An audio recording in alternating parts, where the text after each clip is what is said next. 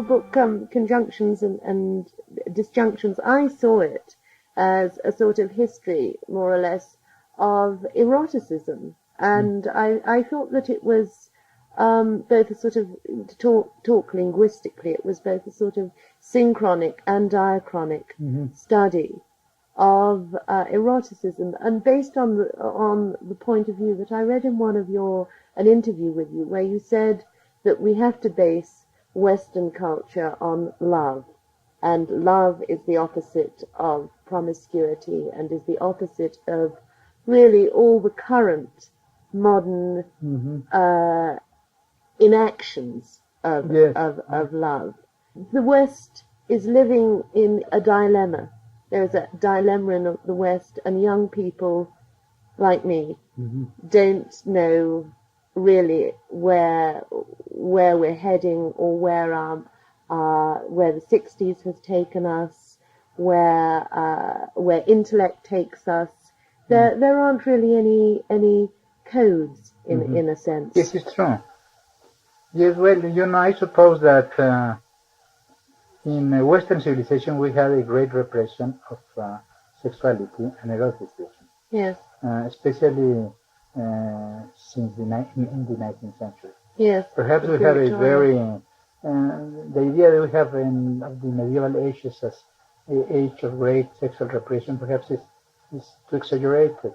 But it's very clear that with the triumph of rationalism, Puritanism, and the capitalist ethic, and the respectability, etc., we had a repression of sexuality. And even in the liberation movements, revolutionary movements of the century, at the end of the century, at the beginning of this century, as in Marxism, we didn't have great emphasis on eroticism, or in the unconscious, or in sexuality, or in passion. On the contrary, it was all in the state of justice and reason. No?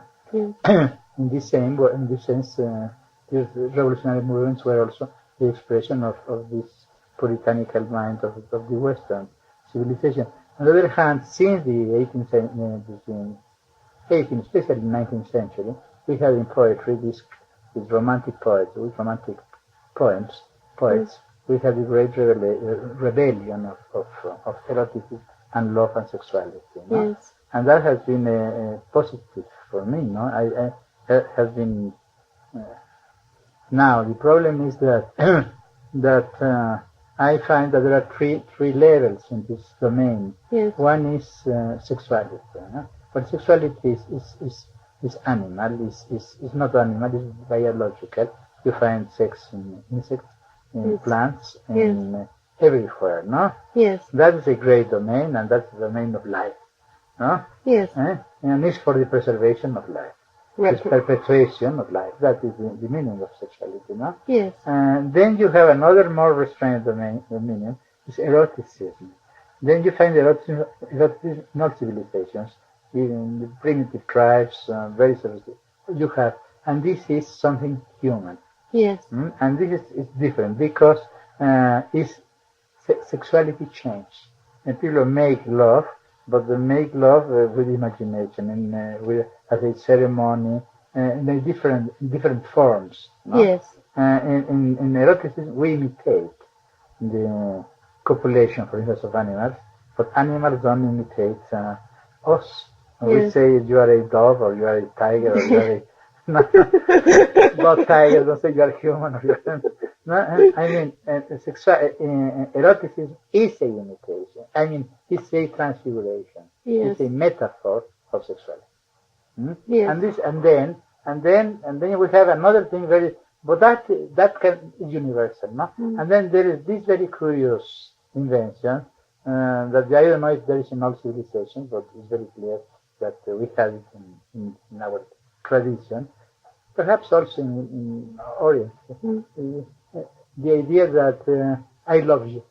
And the beginning is start perhaps in Greece, so homosexual love, platonic love, for instance, but it was not really correspondence. They love a young boy, but that was all, no? As a way to contemplation of absolute beauty, no? Yes. That was not really love in the modern sense, in the real sense. Love is possible when you are fixed in one person, and also this person answers you. This person is free.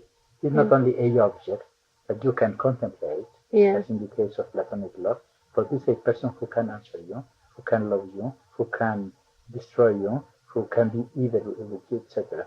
And that, I think, was a discovery not of the philosophers or of the religious people, but of the poets. The poets discovered this, and then the novelists. No?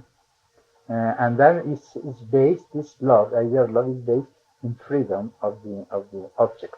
The object is not the object, and they say, it takes object, the feminists say they are saying nonsense, because in love there is not everybody's object and everybody's subject. Yes.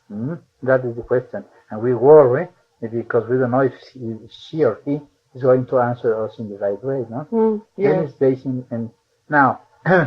I think this can be destroyed with the modern. I mean, and this idea of love was also based in the idea of you have a soul, you're a unique person. Yes. You are a unique body and a unique person. Yes. Irreplaceable. Yes. But now with this idea, eroticism you can replace. In eroticism you can change. You can have 1,000 people making love at the same time and in different positions. That's eroticism. But love is a kind of a monstrosity, no? It's only with the one person. Yes. Yes. And I think that we owe to this passion the best things of our civilization. The great novels, the great poetry, the great myths. Yes. Yes. And also the works, perhaps, not the myth of the femme fatale and all this. Yes. This is, and if with this idea, and this is not has nothing to do with social justice, with health, social. No, is in some way love, and as the old people saw it very well, was a kind of sickness. But it's a sickness without you cannot live a real good life, no? Yes, but you're saying that it's basically an invention of poetry. Yes, in some way, yes.